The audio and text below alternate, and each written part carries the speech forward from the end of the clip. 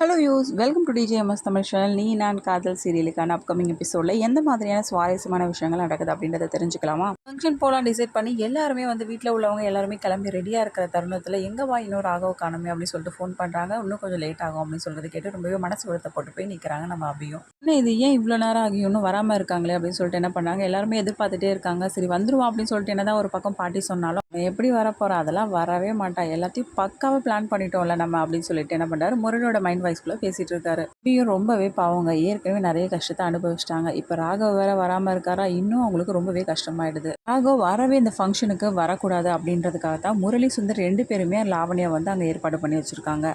அவங்க சொன்னதுக்காக மட்டும் லாவணியா நடிக்கலைங்க, தன்னோட வாழ்க்கைக்காகவும் நம்ம நடிச்சு தான் ஆகணும். என்ன பண்ணுறாங்க, அந்த இடத்துலேருந்து ராகவை கிளம்ப விடாத அளவுக்கு என்ன விஷயங்களை பண்ண ஆரம்பிக்கிறாங்க. இதுக்கப்புறம் டைமும் போயிட்டே இருக்குங்க, ரொம்ப நேரம் ஆயிடுச்சு, இதுக்கப்புறம் போனால் ஃபங்க்ஷனை மிஸ் பண்ணிவிடுவோம் அப்படின்ற இதுவில் என்ன பண்ணுறாங்க பாட்டி, சரி நம்ம மட்டும் ஃபஸ்ட்டு போகலாம், அவன் பின்னாடி வரட்டும் அப்படின்னு சொல்லிட்டு சொல்லிடுறாங்க. என்னதான் பாட்டிமா அப்படி சொன்னாலும் கண்டிப்பாக ராகவ் வருவாரா வரமாட்டாரா அப்படின்ற எண்ணம் அவங்க மனசுக்குள்ளே ஓடிட்டே தான் இருக்குது. இப்படி தான் சொல்ல போகிறாங்க, இப்படி தான் சொல்லி ஆகணும் அப்படின்னு சொல்லிட்டு ரொம்பவே சந்தோஷப்படுறதுக்கான ஆளும் இருக்காங்க. வேற யாருங்க, சுந்தரி முரளி 2 பேருமே தான். அபி கவலைப்படுறத பார்த்த உடனே முரளியும், ஐயோ அபி சொல்லும், கவலைப்படாத சொல்லும், இதுதான் உனக்கு நல்லது அப்படின்ற மாதிரி மைண்ட் வாய்ஸ்குள்ளே பேசிகிட்டு இருக்கும்போதே, ஏங்க வாங்க நம்ம கிளம்பலாமா, கண்டிப்பாக ராகவ் வந்துடுவாங்க அப்படின்னு சொல்லிட்டு சொன்னது கேட்டு பயங்கர கடுப்பாயிடுறாரு. என்ன பண்ணுறாங்க, ஒரு வழியாக ஃபங்க்ஷனுக்கும் போயிடுறாங்க. அங்கே நல்லபடியாக ஃபங்க்ஷன் நடந்துகிட்ருக்கு. எல்லோரும் ஒருத்தர் மாறி மாறி விசாரிச்சுக்கிறாங்க.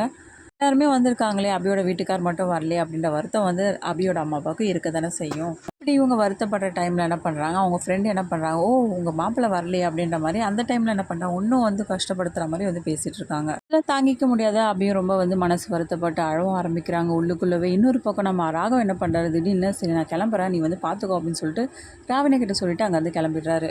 இது கேட்டு ரொம்பவே அதிர்ச்சியே போகிறாங்க. லாவண்யா என்ன பண்ணுறதுன்னு ஒன்றுமே புரியல. ஐயோ ராகவ் நம்ம எப்படி தடுக்கிறது அப்படின்னு சொல்லிட்டு யோசிக்கிறாங்க.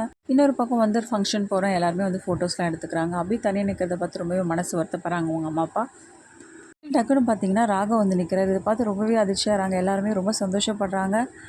இவன் எப்படி வந்தான்னு சொல்லிட்டு ஒரு பக்கம் பயங்கர அதிர்ச்சியாக போய் நிற்க முரளி என்ன பண்ணுறாங்க, அவங்க அத்தை கிட்ட கேட்க, உடனே சுந்தர் என்ன பண்ணுறாங்க, லாவண்யா கிட்ட ஃபோன் பண்ணி கேட்குறாங்க, என்னம்மா எப்படி வந்தான் அப்படின்னு சொல்லிட்டு கேட்க, ஐயோ ஆண்டி நான் எவ்வளோ தடுத்து பார்த்தேன் ஆண்டி, ராகவ் தடுக்க முடியல, என்னையும் மீறி தான் வந்துட்டார் அப்படின்னு சொல்லிட்டு சொல்ல உடனே திட்ட ஆரம்பிக்கிறாங்க. என்ன லாவணியம்மா, இதை கூட உன்னால் ஒழுங்காக பண்ண முடியாதா அப்படின்னு சுந்தரி கேட்க, ஆண்டி நான் எவ்வளோ தடுத்து பார்த்தேன் ஆண்டி, சாரி ஆண்டி அப்படின்னு சொல்லிட்டு சொல்கிறாங்க.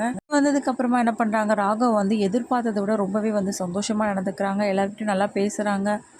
அது மட்டும் இல்லாமல் அவங்கக்கிட்ட பேசுகிறாங்க, நீங்கள் அன்றைக்கி எங்கள் வீட்டுக்கு வரும்போது வேறு ஒரு டென்ஷனில் இருந்தாங்க, அதனால தாங்க சரியாக பேச முடியல அப்படின்னு சொல்லிட்டு எடுத்து சொல்கிறாங்க. பரவாயில்ல, மாப்பிள்ளை ரொம்ப நல்ல மாப்பிள்ளையாக தானே இருக்கார், நம்ம தான் தப்பாக புரிஞ்சுக்கிட்டோம் போல் அப்படின்னு சொல்லிட்டு இப்படிலாம் பேசும்போது ரொம்பவே சந்தோஷப்படுறாங்க அபி.